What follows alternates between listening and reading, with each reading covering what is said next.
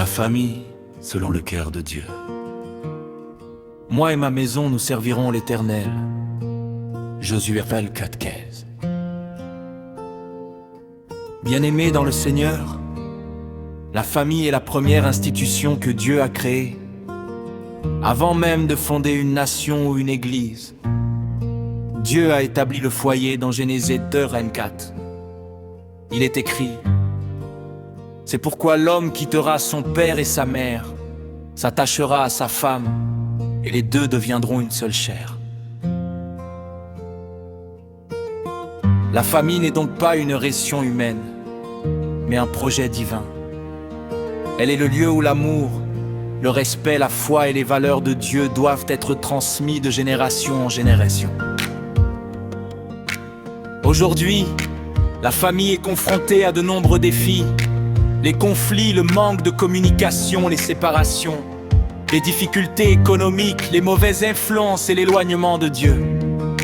Pourtant, lorsque le Seigneur est au centre du foyer, il apporte la paix, la guérison et la restauration.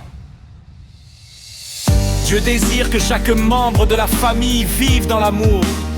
Le mari est appelé à aimer sa femme comme Christ a aimé l'Église. Dans Éphésiens 5:5, la Bible dit: maris, aimez vos femmes, comme Christ a aimé l'Église et s'est livré lui-même pour elle. Cet amour est un amour de sacrifice, de fidélité et de protection. Le mari n'est pas appelé à dominer, mais à servir avec humilité et à conduire sa famille dans les voies du Seigneur. La femme, de son côté, est un soutien précieux. Dans Proverbe 31, la femme vertueuse est présentée comme une bénédiction pour sa maison. Par sa sagesse, sa douceur, son travail et sa foi, elle bâtit son foyer. Une épouse qui craint Dieu est un trésor pour son mari et pour ses enfants. Les enfants occupent également une place importante dans le plan de Dieu. Psaume 125 déclare: voici des fils sont un héritage de l'Éternel. Les enfants ne sont pas un fardeau, mais une bénédiction. Les parents ont la responsabilité de les élever dans la crainte de Dieu, de leur enseigner la parole et de leur montrer l'exemple par leur propre conduite. La Bible demande aussi aux enfants d'honorer leurs parents. Éphésiens 6 peu grand a dit: enfants, obéissez à vos parents selon le Seigneur. Honore ton père et ta mère, afin que tu sois heureux et que tu vives longtemps sur la terre. L'obéissance et le respect ouvrent la porte à la bénédiction de Dieu. Une famille solide est une famille qui prie ensemble. Lorsque les membres d'un foyer prennent le temps de lire la Bible, de prier et de louer Dieu.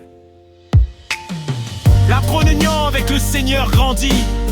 Les difficultés ne disparaissent pas toujours immédiatement, mais Dieu leur donne la force de les surmonter. Satan cherche à détruire les familles, car il sait qu'une famille unie dans la foi est une puissance pour le royaume de Dieu. Il sème les disputes, le pardon refusé, l'orgueil et la division. C'est pourquoi nous devons veiller sur nos paroles, apprendre à pardonner et rechercher la réconciliation. Jésus nous a enseigné que le pardon est indispensable pour vivre dans la paix. Aucune famille n'est parfaite. Dans la Bible, même les grandes familles ont connu des épreuves. Abraham, Isaac, Jacob, David et bien d'autres. Pourtant, Dieu est intervenu pour restaurer, corriger et accomplir son plan. Cela nous rappelle qu'il n'existe pas de situation trop difficile pour le Seigneur. Si aujourd'hui votre famille traverse une crise, ne perdez pas courage, Dieu peut restaurer un mariage brisé, ramener un enfant éloigné, rétablir la paix entre des frères et des sœurs, guérir les blessures du passé et renouveler l'amour dans un foyer. Ce qui est impossible aux hommes est possible à Dieu. Le plus grand héritage que des parents puissent laisser à leurs enfants n'est pas seulement une maison ou des biens matériels, mais une foi vivante en Jésus-Christ. Les richesses passent, mais la parole de Dieu demeure éternellement. Une famille qui met Dieu à la première place construit sa maison sur le roc. Comme l'a dit Jésus dans Matthieu 7, protège le 7. La maison bâtie sur le roc résiste au vent, aux tempêtes et aux inondations. Frères et sœurs, faisons de nos maisons des lieux où règne la prière, le respect, la vérité et l'amour. Prenons la décision de servir Dieu avec toute notre famille. Soyons des exemples pour nos enfants et des témoins fidèles de l'Évangile. Terminons avec cette parole de Colossiens. 3. Je reste intense. Supportez-vous les uns les autres. Et si l'un a sujet de se plaindre de l'autre, pardonnez-vous réciproquement, mais par-dessus toutes ces choses, revêtez-vous de l'amour, qui est le lien de la perfection.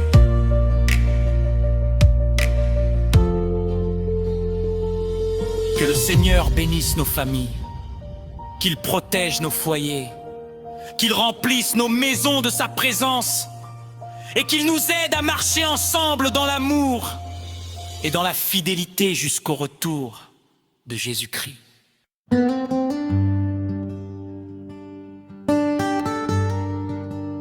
Adam et Ève, les conséquences de la désobéissance et la grâce de Dieu. L'Éternel Dieu donna cet ordre à l'homme: tu pourras manger de tous les arbres du jardin, mais tu ne mangeras pas de l'arbre de la connaissance du bien et du mal, car le jour où tu en mangeras, tu mourras certainement. Genèse 16-17.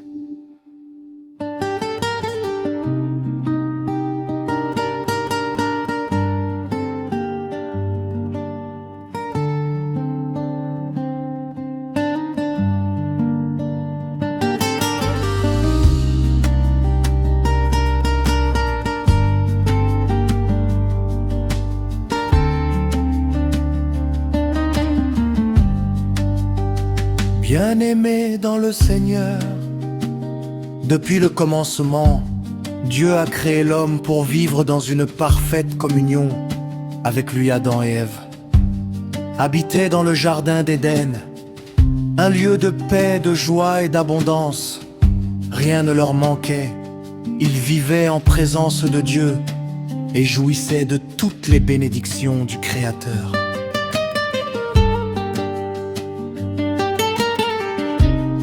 Dieu leur avait donné une seule interdiction: ne pas manger du fruit de l'arbre de la connaissance du bien et du mal. Ce commandement n'était pas destiné à les priver du bonheur, mais à leur apprendre l'obéissance et la confiance envers Dieu. L'amour véritable s'exprime aussi par l'obéissance. Mais Satan, sous la forme du serpent, est venu semer le doute dans le cœur d'Ève. Il lui a dit: Dieu a-t-il réellement dit? Depuis ce jour, l'ennemi utilise toujours la même stratégie: faire douter de la parole de Dieu. Lorsque nous cessons de croire ce que Dieu dit, nous devenons vulnérables à la tentation. Ève regarda le fruit, il semblait beau, agréable à la vue et désirable pour acquérir de la sagesse. Elle en mangea, puis en donna à Adam, qui en mangea également. En un instant, la désobéissance entra dans le monde, le péché brisa leur communion avec Dieu. Le péché commence souvent par une pensée, un doute ou une convoitise. C'est pourquoi nous devons garder notre cœur, car il est la source de la vie.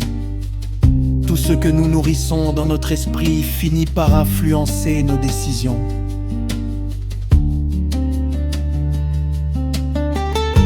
Après avoir mangé le fruit défendu, Adam et Ève ouvrirent les yeux. Ils réalisèrent qu'ils étaient nus et eurent honte. Ils se cachèrent parmi les arbres du jardin.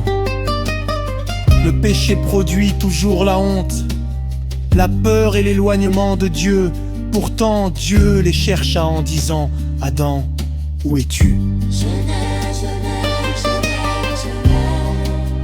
Ce n'était pas parce que Dieu ignorait où Adam se trouvait, mais parce qu'il voulait lui donner l'occasion de reconnaître sa faute.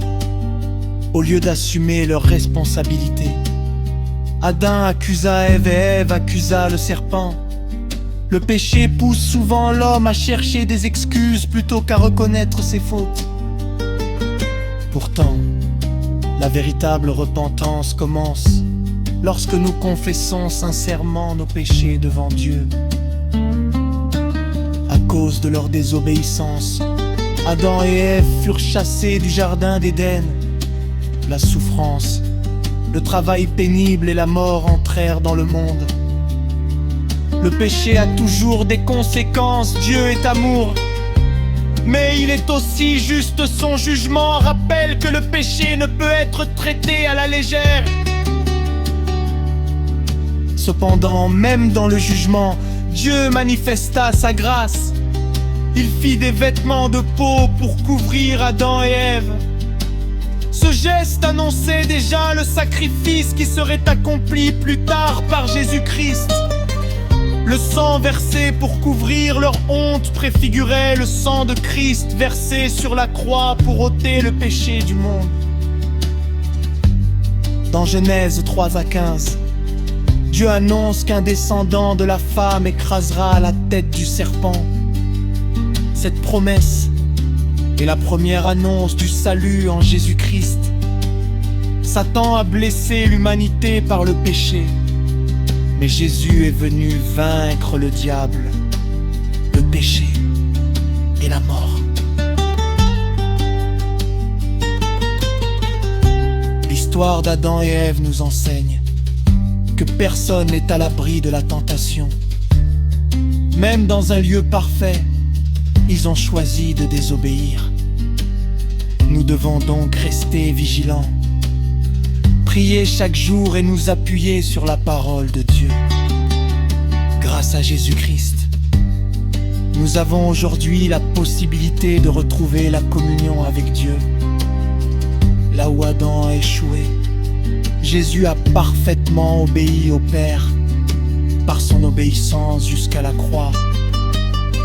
Il nous offre le pardon, la vie éternelle et une nouvelle espérance.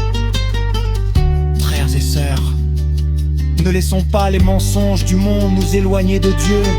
Restons fidèles à sa parole, même lorsque les tentations semblent attirantes. Ce que Dieu interdit est toujours pour notre bien, et ce qu'il promet est toujours fidèle. Terminons avec cette parole de Romains 5:19. Comme par la désobéissance d'un seul homme, beaucoup ont été rendus pécheurs. De même, par l'obéissance d'un seul, beaucoup seront rendus justes. Choisissons aujourd'hui l'obéissance plutôt que la désobéissance, la vérité plutôt que le mensonge, et Jésus-Christ plutôt que le péché. C'est en lui que nous trouvons le pardon, la paix et la vie éternelle. Que le Seigneur nous donne un cœur obéissant, fidèle à sa parole, jusqu'à la fin.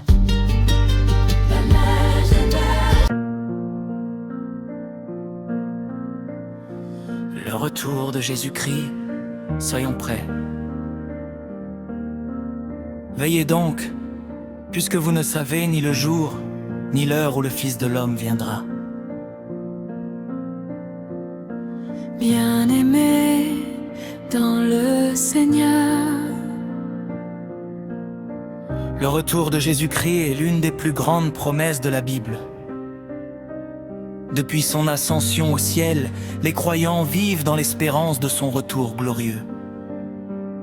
Cette espérance n'est pas une simple idée ou une tradition religieuse, mais une certitude fondée sur la parole de Dieu. Avant de monter au ciel, Jésus a fait cette promesse. Je vais vous préparer une place, et lorsque je m'en serai allé, je reviendrai et je vous prendrai avec moi, afin que là où je suis, vous y soyez aussi. Ces paroles remplissent le cœur des enfants de Dieu de paix, de courage et d'espérance. Le retour de Christ sera visible, glorieux et universel. La Bible déclare dans Matthieu 24:30 : alors le signe du Fils de l'homme paraîtra dans le ciel, toutes les tribus de la terre se lamenteront, et elles verront le Fils de l'homme venant sur les nuées du ciel avec puissance et une grande gloire. Personne ne pourra empêcher cet événement. Les rois, les puissants, les riches et les pauvres comparaîtront devant le roi des rois. Cependant, Jésus nous avertit que personne ne connaît le jour ni l'heure de son retour. Matthieu 24:36 dit : pour ce qui est du jour et de l'heure, personne ne le sait, ni les anges des cieux, mais le Père seul. Voilà pourquoi nous devons vivre chaque jour dans la vigilance et dans la sainteté. Avant son retour, le Seigneur annonçait plusieurs signes. Il a parlé des guerres, des bruits de guerre, des famines, des tremblements de terre, des épidémies, de la persécution des croyants et de l'augmentation de l'iniquité. Nous voyons ces événements se produire dans le monde. Pourtant, Jésus nous dit de ne pas céder à la peur, mais de lever les yeux vers lui, car notre délivrance approche.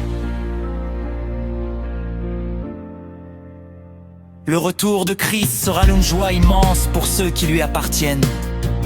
Mais il sera aussi un temps de jugement pour ceux qui auront rejeté son salut. C'est pourquoi Dieu nous appelle aujourd'hui à la repentance. Il est encore temps d'abandonner le péché, de demander pardon et de marcher avec le Seigneur.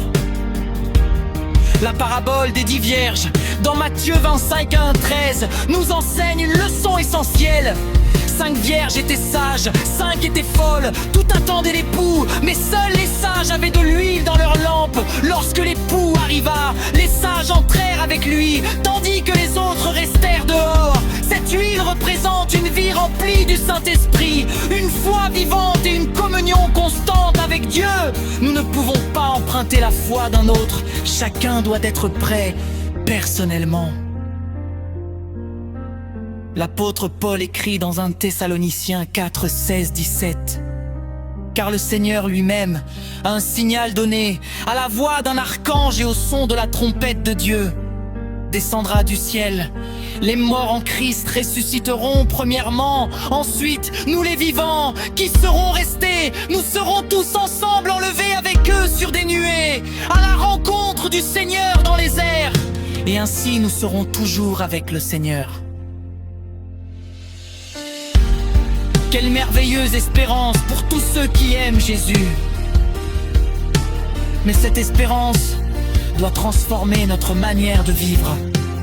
Celui qui attend le retour du Seigneur ne vit pas dans le compromis avec le péché. Il recherche la sainteté, la justice et l'amour. Il pardonne, il prie, il sert les autres et annonce l'évangile. Chaque jour devient une occasion de glorifier Dieu.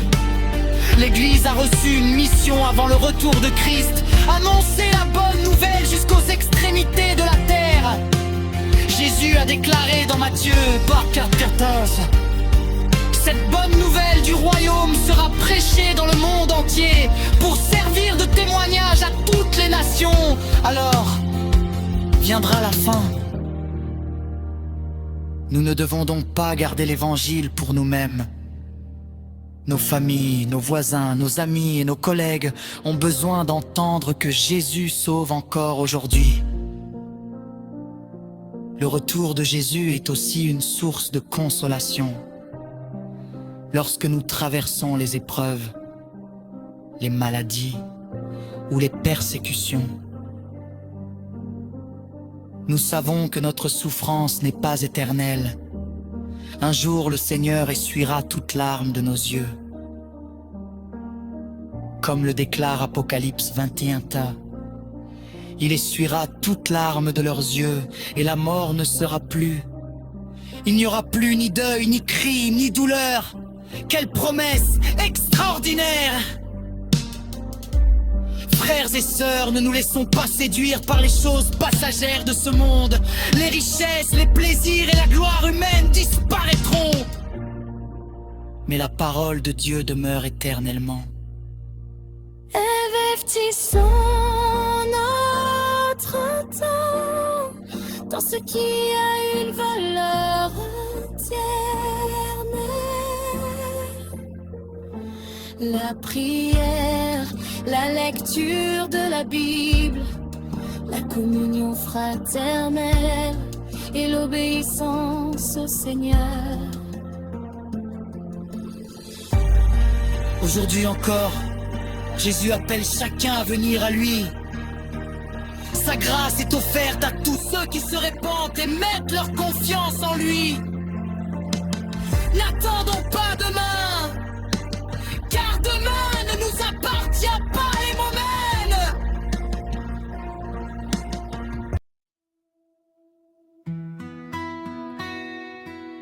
La puissance de la parole de Dieu.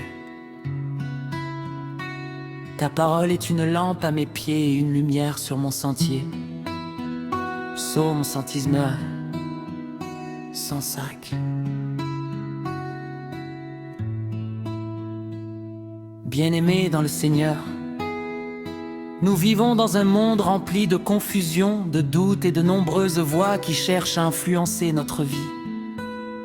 Mais au milieu de tout cela, il existe une seule voix qui ne trompe jamais. La parole de Dieu.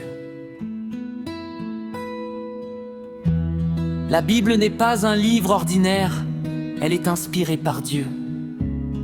Elle révèle sa volonté, son amour et son plan pour l'humanité. Lorsque nous lisons les Écritures avec foi, Dieu parle à notre cœur, nous corrige, nous encourage et nous fortifie. Dans 2 Timothée 3, 16, 17, il est écrit « Toute écriture est inspirée de Dieu et utile pour enseigner, pour convaincre, pour corriger et pour instruire dans la justice. » Cela signifie que la parole de Dieu est notre guide dans chaque domaine de la vie.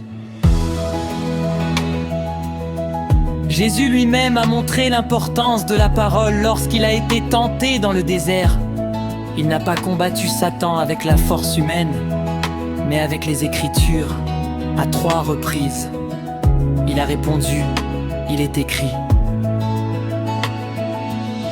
La parole de Dieu est une arme puissante contre les attaques de l'ennemi. La Bible compare aussi la parole à une semence, dans la parabole du semeur. Jésus explique que cette semence produit du fruit lorsqu'elle tombe dans un cœur disposé à l'écouter et à lui obéir. Si nous voulons voir notre vie changer, nous devons recevoir la parole avec foi et la mettre en pratique. Dans Hébreux 4, 12, nous lisons « Car la parole de Dieu est vivante et efficace, plus tranchante qu'une épée quelconque à 2 tranchants. La parole transforme les cœurs, restaure les vies et apporte la guérison spirituelle. » Mais entendre la parole ne suffit pas, Jacques 1, 22 nous exhorte. Mettez en pratique la parole et ne vous bornez pas à l'écouter. Un chrétien fidèle est celui qui vit selon ce que Dieu enseigne. Chaque jour, prenons du temps pour lire la Bible, méditer ses promesses et les appliquer dans notre vie.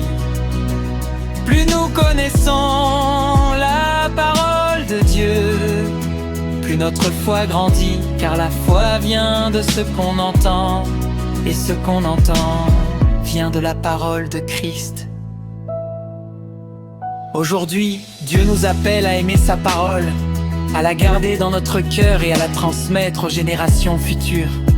Les circonstances changent, les hommes changent, mais la parole de Dieu demeure éternellement. Que chacun de nous fasse de la Bible son pain quotidien, sa lumière et son fondement. Ainsi, nous marcherons dans la vérité, la paix et la victoire que Dieu a promise à ceux qui lui obéissent. Que le Seigneur bénisse sa parole dans nos cœurs, Amen. Dieu ne t'abandonnera jamais.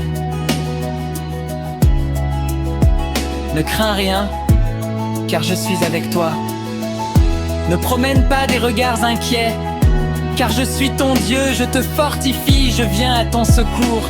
Je te soutiens de ma droite triomphante. Ésaïe 41:10. Bien-aimés, nous vivons dans un monde rempli d'incertitudes. Les difficultés, les épreuves et les déceptions peuvent parfois nous faire croire que Dieu est loin de nous. Pourtant, la parole de Dieu nous rappelle qu'il ne nous abandonne jamais. Même lorsque nous ne voyons pas son action, il travaille en notre faveur. Dans la Bible, Joseph a été vendu par ses frères, accusé injustement et emprisonné humainement. Tout semblait perdu, mais Dieu avait un plan plus grand. Ce qui semblait être une tragédie est devenu un témoignage de la fidélité de Dieu. Joseph a déclaré: vous aviez médité de me faire du mal, Dieu l'a changé en bien. Nous aussi, nous traversons parfois des saisons où tout paraît fermé. Cependant, Dieu ouvre toujours une porte au moment opportun. Il transforme nos larmes en joie et notre faiblesse en force. Rien n'est impossible à celui qui a créé les cieux et la terre. Jésus-Christ est la preuve parfaite de l'amour de Dieu. Il est venu sauver les pécheurs, guérir les cœurs brisés et donner une espérance vivante. À la croix, il a porté nos péchés afin que nous ayons la vie éternelle. 3 jours plus tard, il est ressuscité, montrant que la mort n'a pas le dernier mot. La foi ne consiste pas seulement à croire lorsque tout va bien. La véritable foi persévère même dans les moments difficiles, comme Pierre qui a marché sur les eaux. Nous devons garder les yeux fixés sur Jésus. Dès qu'il a regardé les vagues, il a commencé à couler.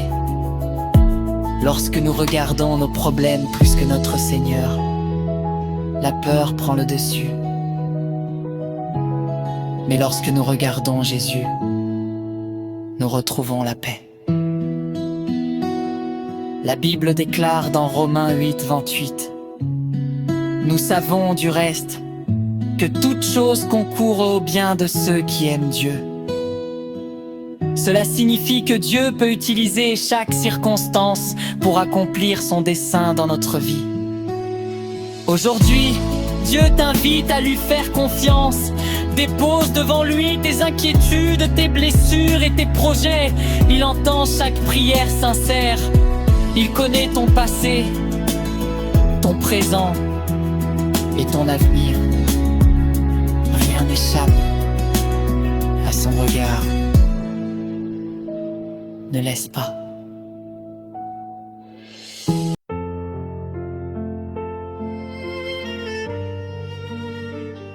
La santé, un don précieux de Dieu à préserver. Bien-aimé, je souhaite que tu prospères à tous égards et sois en bonne santé, comme prospère l'état de ton âme. Joigne dans le Seigneur. La santé est un cadeau précieux que Dieu accorde à l'être humain. Chaque souffle que nous prenons, chaque battement de notre cœur et chaque nouveau jour sont des preuves de la bonté et de la fidélité de Dieu souvent. Nous ne réalisons la valeur de la santé que lorsque la maladie frappe notre corps ou celui d'un proche. Pourtant, la Bible nous enseigne que notre corps est un temple destiné à glorifier Dieu. L'apôtre Paul écrit dans 1 Corinthiens 6:10-20: ne savez-vous pas que votre corps est le temple du Saint-Esprit qui est en vous, que vous avez reçu de Dieu? Vous ne vous appartenez point à vous-même, car vous avez été rachetés à un grand prix. Glorifiez donc Dieu dans votre corps. Ces paroles nous rappellent que nous devons prendre soin de notre santé physique, mais aussi de notre santé spirituelle. Dieu est le créateur de notre corps. Il connaît chacune de nos cellules, chacun de nos organes et chacun de nos besoins lorsque nous sommes malades. Il voit notre souffrance et il entend nos prières dans Exode 15, verset 16. Dieu déclare: Je suis l'Éternel qui te guérit. Cette promesse nous révèle que Dieu est le médecin par excellence, celui qui peut guérir ce que les hommes ne peuvent pas toujours guérir. Pendant son ministère sur la terre, Jésus-Christ a manifesté la compassion du Père en guérissant les malades.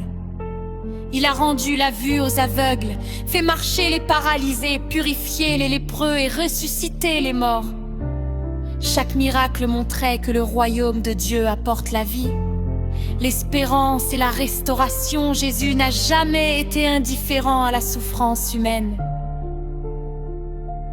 Cependant, la santé ne concerne pas seulement l'absence de maladie. Une personne peut être forte physiquement, mais malade dans son cœur à cause de la haine, de la peur, du découragement ou du péché. La véritable santé commence par une relation vivante avec Dieu. Lorsque notre âme est en paix avec le Seigneur, nous recevons une force intérieure qui nous aide à traverser les épreuves. La Bible nous encourage aussi à vivre avec sagesse. Une bonne alimentation, le repos, la maîtrise de soi et l'équilibre font partie d'une vie responsable. Dieu nous appelle à éviter les excès qui détruisent notre corps et notre esprit. Prendre soin de sa santé n'est pas un manque de foi, c'est une manière d'honorer le Dieu qui nous a créés. Lorsque la maladie survient, nous ne devons pas perdre courage. Dieu peut agir de différentes manières. Il peut accorder une guérison miraculeuse, utiliser les médecins, les traitements et les progrès de la médecine, ou encore donner la force de supporter l'épreuve avec foi. Quelle que soit la situation, Dieu demeure présent auprès de ceux qui mettent leur confiance en lui. Dans Psaume 6, 3, 2, 3, David déclare: Mon âme, bénis l'Éternel et n'oublie aucun de ses bienfaits. C'est lui qui pardonne toutes tes iniquités, qui guérit toutes tes maladies. Cette parole nous invite à remercier Dieu, non seulement pour les guérisons reçues, mais aussi pour sa présence fidèle dans les moments difficiles. La prière possède une grande puissance. Jacques 5, 14, 15 enseigne que les croyants doivent prier pour les malades avec foi. La prière ne remplace pas la responsabilité ou les soins, mais elle nous met en contact avec le Dieu qui peut accomplir l'impossible. Là où les forces humaines atteignent leurs limites, la puissance de Dieu demeure sans limite. Frères et sœurs, n'oublions pas que notre espérance va au-delà de cette vie. Même si notre corps vieillit ou s'affaiblit, Dieu nous promet une vie éternelle avec lui. Au retour de Jésus-Christ, ceux qui lui appartiennent recevront un corps glorifié, sans douleur, sans maladie et sans mort. Quelle merveilleuse espérance pour les enfants de Dieu. Prenons donc soin de notre corps. Fortifions notre âme par la prière et la lecture de la parole. Encourageons les malades et gardons confiance dans les promesses du Seigneur. Rien n'est impossible à Dieu. Il est notre refuge, notre force et notre guérisseur. Terminons avec cette parole d'Ésaïe 40, 31. Mais ceux qui se confient en l'Éternel renouvellent leur force. Ils prennent leur vol comme les aigles. Ils courent et ne se lassent point. Ils marchent et ne se fatiguent point. Que le Seigneur bénisse chacun de nous, qu'il fortifie les malades, console ceux qui souffrent, donne la sagesse aux soignants et remplisse nos cœurs de paix et d'espérance. restons fidèles à Dieu. Prenons soin du temple qu'il nous a confié et marchons chaque jour dans la foi jusqu'au retour glorieux de notre Seigneur Jésus-Christ. Amen.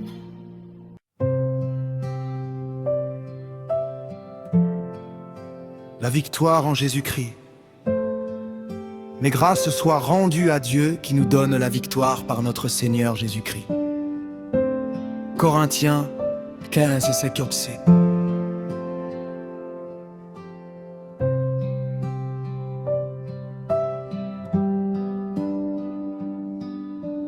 Chaque être humain désire connaître la victoire. Nous voulons vaincre les difficultés, les maladies, les épreuves, les tentations, les découragements et les attaques de l'ennemi. Pourtant, la véritable victoire ne vient ni de notre intelligence, ni de notre force, ni de nos richesses. La victoire vient de Dieu. Celui qui marche avec le Seigneur peut traverser les combats avec l'assurance que Dieu combat pour lui. Depuis le commencement de la Bible jusqu'à la fin, Dieu se révèle comme le Dieu des victoires. Il a ouvert la mer Rouge devant Israël. Il a fait tomber les murailles de Jéricho. Il a fermé la gueule des lions pour Daniel. Il a délivré les 3 Hébreux de la fournaise ardente et il a ressuscité Jésus-Christ d'entre les morts. Le Dieu qui a donné la victoire à ses serviteurs est le même aujourd'hui. Il ne change pas. L'histoire de David et Goliath est l'un des plus beaux exemples de la victoire par la foi. Goliath était un géant redoutable. Les soldats d'Israël étaient remplis de peur. Mais David ne regardait pas la taille de son ennemi. Il regardait la grandeur de son Dieu. Dans 1 Samuel 47, David déclara « La bataille est à l'Éternel !» Avec une simple fronde et une pierre, Dieu lui donna une victoire extraordinaire. Cette histoire nous enseigne que nos géants peuvent être grands, mais notre Dieu est toujours plus grand. Dans notre vie, les géants prennent différentes formes. La maladie, le chômage, les problèmes familiaux, la solitude, la peur, le péché ou les difficultés financières. Souvent nous pensons que ces situations sont impossibles à vaincre. Mais Dieu nous rappelle que rien n'est impossible pour lui. Ce qui dépasse les capacités humaines reste possible entre les mains du Seigneur. La plus grande victoire de toute l'histoire est celle de Jésus-Christ à la croix. Lorsque Jésus est mort, beaucoup pensaient que tout était terminé. Pourtant, 3 jours plus tard, il est ressuscité avec puissance par sa mort et sa résurrection. Il a vaincu le péché, Satan et la mort grâce à lui. Tous ceux qui croient reçoivent le pardon, la vie éternelle et l'espérance. L'apôtre Paul affirme dans Romains 8, « Mais dans toutes ces choses, nous sommes plus que vainqueurs par celui qui nous a aimés. » Remarquez qu'il ne dit pas que nous n'aurons jamais de combat. Il dit que même au milieu des combats, nous sommes plus que vainqueurs parce que Jésus est avec nous. Cependant, la victoire demande une vie de foi. La foi consiste à croire les promesses de Dieu même lorsque les circonstances semblent contraires. Abraham a cru contre toute espérance. Josué a obéi à Dieu autour des murailles de Jéricho. Pierre a marché sur les eaux tant qu'il gardait les yeux fixés sur Jésus. Lorsque nous faisons confiance au Seigneur, il ouvre des chemins là où il n'y en a pas. La prière est également une clé de la victoire. Jésus passait beaucoup de temps dans la prière avant les grands moments de son ministère. Lorsque nous prions, nous reconnaissons notre dépendance envers Dieu. La prière fortifie notre foi, nous apporte la paix et nous permet de recevoir la direction du Saint-Esprit. La parole de Dieu est aussi une arme puissante. Dans Éphésiens 6:17, elle est appelée l'épée de l'Esprit. Jésus a vaincu les tentations du diable en déclarant « Il est écrit,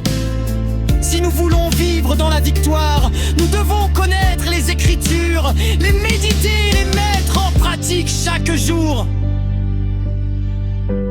Il est important de comprendre que la victoire de Dieu ne signifie pas l'absence d'épreuves. Joseph a connu la prison avant le palais. Job a traversé de grandes souffrances avant de retrouver la bénédiction. Paul a subi des persécutions, tout en restant fidèle Dieu. Utilise parfois les épreuves pour fortifier notre caractère, purifier notre foi et nous préparer à de plus grandes bénédictions. Frères et sœurs, ne laissez jamais le découragement prendre la place de la foi. Même si la réponse tarde, continuez à prier. Même si les portes semblent fermées, continuez à espérer. Même si les hommes disent que c'est impossible, souvenez-vous que Dieu a le dernier mot. Aujourd'hui, si vous traversez un combat, remettez-le entre les mains du Seigneur. Il est capable de transformer vos larmes en joie, vos défaites en témoignages et vos blessures en source de bénédiction. Avec Dieu, aucune situation n'est définitivement perdue. Terminons avec cette déclaration de Philippiens 4:13. Je puis tout par celui qui me fortifie, et souvenons-nous toujours de cette promesse. Si Dieu est pour nous, qui sera contre nous? Marchons avec assurance, demeurons fidèles dans la prière, persévérons dans la foi et gardons les yeux fixés sur Jésus-Christ. En lui, la victoire est certaine. Aujourd'hui, demain et pour l'éternité.